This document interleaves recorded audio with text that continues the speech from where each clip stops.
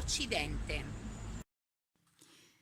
All'origine della fondazione della basilica vi è un'interessante leggenda.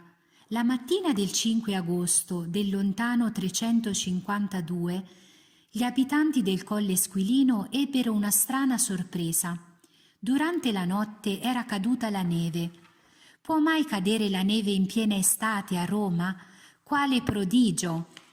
Due anziani coniugi senza figli desideravano impiegare le loro ricchezze in un'opera che onorasse la Madre di Dio e per questo la pregavano con fervore. La Vergine sarebbe apparsa loro in sogno, dicendo che nel luogo dove la mattina seguente avessero trovato la neve, potevano edificare una chiesa dedicata a lei. Il mattino seguente l'anziano si recò da Papa Liberio a raccontargli l'accaduto. Anche il pontefice aveva sognato la stessa cosa. Papa Liberio, allora, con un gruppo di sacerdoti e fedeli, si recò sul Cispio, una delle tre cime dell'Esquilino, e trovata la neve ancora intatta, tracciò il perimetro della nuova chiesa, che fu edificata a spese del nobile e di sua moglie. Il ricordo di questa leggenda viene tramandato ogni 5 agosto con una cascata di petali di rose bianche dall'interno della cupola della basilica durante la messa pontificale. I mosaici medievali della facciata, oggi nascosti dalla loggia settecentesca, narrano questa leggenda e l'origine dei nomi Basilica Liberiana e Basilica di Santa Maria ad Nives.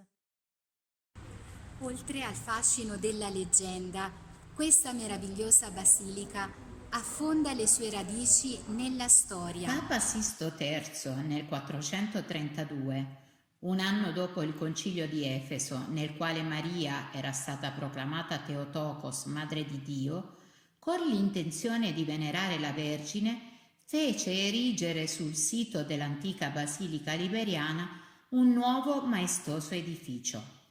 Qualche decennio dopo, infatti, fu chiamata Basilica di Santa Maria Maggiore, proprio per indicare la sua superiorità rispetto a tutte le chiese dedicate alla Madonna. Il titolo Madre di Dio veniva già attribuito a Maria, come ritroviamo nell'antichissima preghiera mariana Sub tuum presidium, ma il Concilio di Efeso affermò con il dogma il mistero dell'incarnazione. Maria deve essere chiamata Madre di Dio poiché ha generato l'unico Cristo che è insieme vero Dio e vero uomo. In un'omelia pronunciata durante il Concilio di Efeso da San Cirillo d'Alessandria troviamo questa bellissima preghiera. Ti salutiamo, o Santa Mistica Trinità, che ci hai riuniti tutti in questa chiesa della Santa Madre di Dio, Maria. Ti salutiamo, o Maria, Madre di Dio, venerabile tesoro di tutta la terra, lampada inestinguibile, corona della verginità, scettro della retta dottrina, tempio indistruttibile, abitacolo di colui che non può essere circoscritto da nessun luogo, Madre e Vergine insieme, per la quale nei Santi Vangeli è chiamato benedetto colui che viene nel nome del Signore. Salve, o tu che hai accolto nel tuo grembo virginale colui che è immenso e infinito.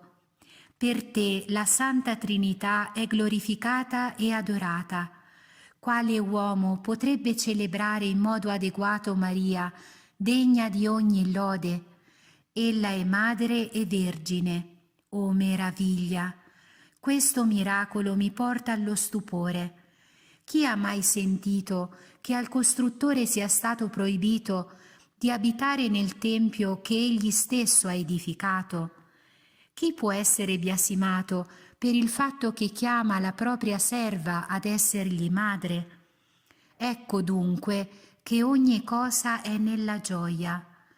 Possa toccare a noi di venerare e adorare la divina unità, di temere e servire l'indivisa Trinità, celebrando con lodi la sempre Vergine Maria, che è il santo Tempio di Dio, e il suo Figlio e Sposo senza macchia, poiché a Lui va la gloria nei secoli dei secoli. Amen. Questa basilica è un prezioso scrigno di arte e bellezza. In particolare ci soffermiamo sull'arco trionfale con i suoi mosaici, risalenti alla Chiesa del V secolo. Infatti ancora oggi si legge l'iscrizione Sisto Vescovo al popolo di Dio. I mosaici celebrano la divina maternità di Maria attraverso la raffigurazione degli eventi dell'incarnazione e dell'infanzia di Gesù. Sopra l'iscrizione si vede il trono con il crocifisso gemmato denominato Etimasia, cioè felice attesa del ritorno di Cristo, e il rotolo con i 7 sigilli, che nell'Apocalisse è simbolo della storia che solo Cristo può aprire e spiegare. I mosaici che maggiormente attraggono lo sguardo del visitatore che li contempla con fede sono quelli dedicati al dogma di Maria, Madre di Dio. Troviamo la doppia originalissima annunciazione della nascita del Figlio di Dio a Maria e a Giuseppe. Maria è vestita come una principessa romana che sta tessendo con filo rosso il velo del Tempio, che si strapperà al momento della crocifissione e rappresenta simbolicamente la carne di Cristo, che lacerandosi il giorno della passione lascerà vedere finalmente il volto di Dio, quel Dio che non era possibile vedere nell'Antico Testamento, nemmeno nel Santo dei Santi all'interno del Tempio, verrà infine visto da tutti nella crocifissione e nella risurrezione, manifestando la gloria di Dio. Questa basilica è cara al popolo romano anche perché custodisce l'immagine della Salus Populi Romani, Maria, salvezza del popolo romano. Ogni anno, l'ultima domenica di gennaio, nella basilica viene celebrata la festa della traslazione dell'icona Salus Populi Romani. La festa è molto sentita e partecipata dai romani, che vedono in questa icona la loro Madonna, la Madonna di Roma, l'icona mariana più amata e onorata, al punto da essere considerata come un palladio, cioè uno scudo della città. L'immagine appartiene alla tradizione delle icone attribuite a San Luca, ma in realtà sarebbe opera di un autore anonimo, realizzata tra il IX e il XII secolo. Ogni icona è un invito alla preghiera, poiché afferma la fede e la speranza di intere generazioni di fedeli che, lungo la storia davanti ad essa, hanno pregato e non sono rimasti delusi. La Salus Populi Romani rappresenta Maria con il figlio in braccio. Si tratta di una Madonna udigitria, colei che indica la via, il figlio. La Vergine indossa un manto azzurro scuro, intrecciato d'oro sopra un vestito viola, ed ha il bambino Gesù in braccio che regge un libro con la mano sinistra e con la destra fa un gesto di benedizione. La figura di Gesù ha gli occhi rivolti verso la madre, che invece si rivolge con lo sguardo direttamente ai devoti. I volti della Madre di Dio e del bambino sono di una bellezza affascinante. I loro occhi ci fissano in modo amorevole e penetrante. Nella mano sinistra Maria ha un fazzoletto, pronta ad asciugare le lacrime di chi si rivolge a lei per chiedere aiuto.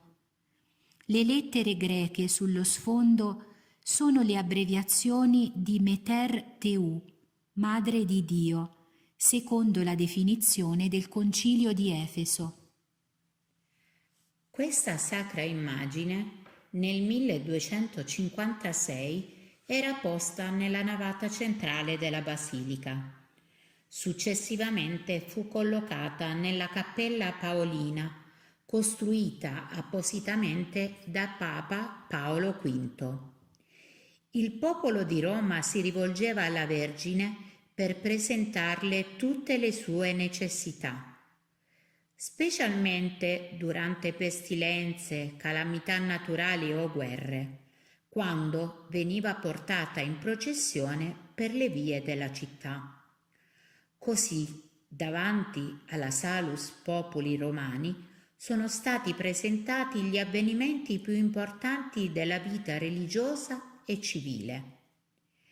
Nel 1931, per il 15° centenario del Concilio di Efeso, Pio XI indisse a Roma uno speciale congresso mariano per onorare la Salus Populi Romani. Pio XII le rese omaggio in occasione della proclamazione del dogma dell'Assunzione nel 1950 e poi, nel 1954, primo anno mariano, incoronò l'icona.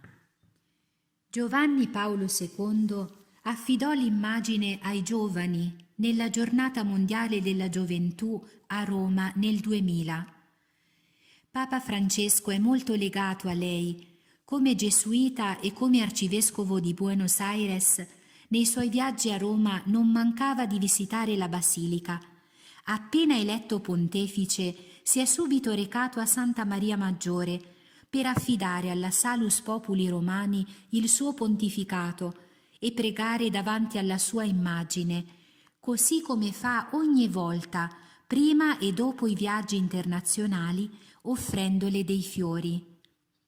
Subito dopo la sua elezione, egli ha affermato che Maria è la nostra salute, è la mamma che ci dona la salute e ci invita ad essere fecondi nel bene, nella gioia, nella speranza e a donare vita agli altri, fisica e spirituale. Guarda la stella. Invoca Maria. Sumptum presidium confugimus, Sancta Dei Genitrix, nostras deprecationes ne despicias in necessitatibus, sed a periculi